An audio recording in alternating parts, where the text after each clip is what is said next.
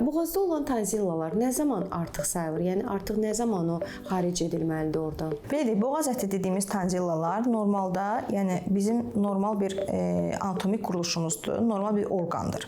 Yəni o artıq ət deyil.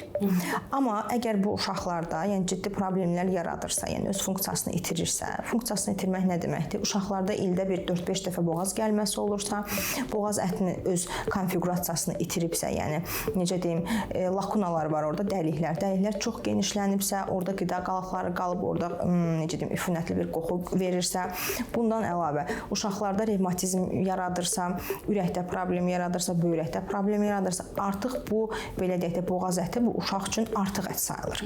Və yaxud da ki, heç bu problemlərin heç biri yoxdur. Sadəcə olaraq boğaz əti o qədər böyükdür ki, uşağın tənəffüsünü pozur, qidalanmasını pozur və bu zaman mütləqdir ki, o boğaz əti oradan xaric edilsin.